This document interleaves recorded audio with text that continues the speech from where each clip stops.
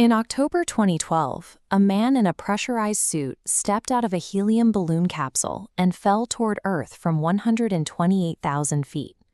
Red Bull provided the funding and technical expertise for the mission, assuming the risks and costs typically reserved for government space agencies.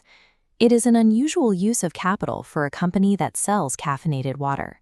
Sending a human being through the sound barrier requires an engineering budget that far exceeds the needs of a beverage manufacturer.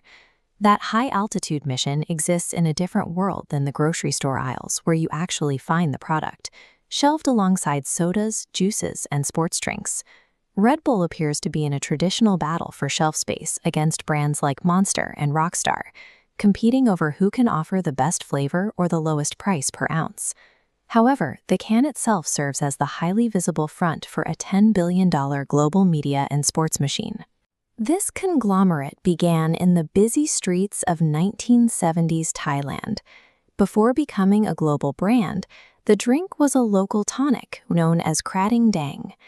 Chileo Uvidya formulated the non-carbonated syrup for a specific audience: truck drivers, factory laborers, and farmers who needed to stay awake through long, exhausting shifts.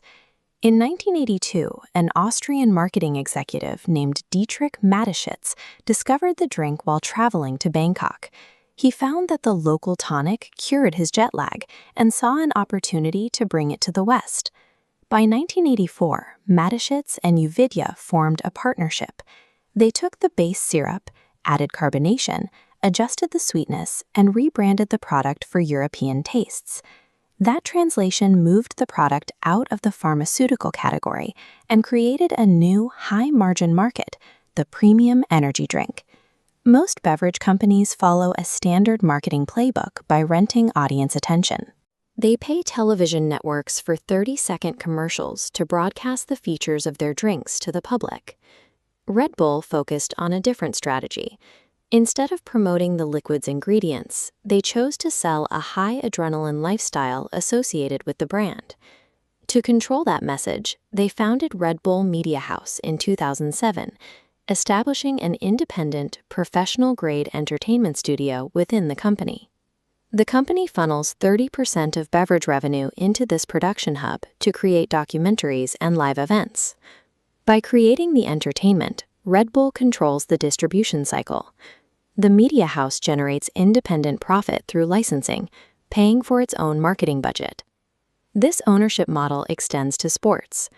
Red Bull stopped merely sponsoring existing events and began inventing their own proprietary high-risk competitions.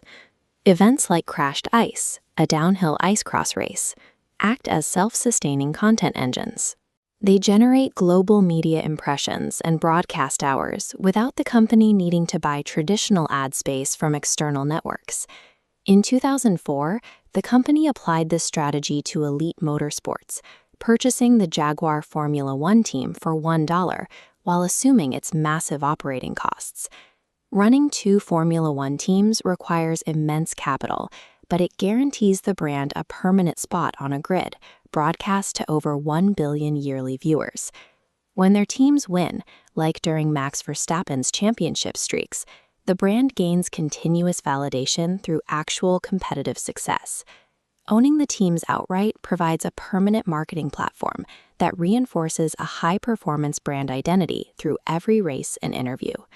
This strategy reached its peak with the Stratos jump. Looking at how the brand was integrated into every piece of equipment, the mission functioned as a massive financial case study. The project cost $30 million. The live stream drew 8 million viewers, generating billions of media impressions. This secondary bar chart shows the impact. Sales rose 7%, yielding a $1.6 billion revenue increase. The mission demonstrated the direct link between taking high-profile risks and generating extreme financial returns, aligning the company's marketing spend with its core brand promise. This infrastructure creates a defensible moat. It is why budget competitors cannot easily take market share from Red Bull simply by offering a cheaper alternative. While a sugary liquid is easy to replicate, it is nearly impossible to duplicate 30 years of media production expertise, and multiple championship-winning sports teams. By controlling their own distribution channels, Red Bull avoids the need to rent attention from traditional gatekeepers. They have turned their marketing budget into a standalone profit center. The success of this model suggests that for a modern brand, owning the media is more valuable than buying the ads. Red Bull sells adrenaline and ambition. The physical can provides the consumer a tangible entry point into the high-performance culture the company owns and operates.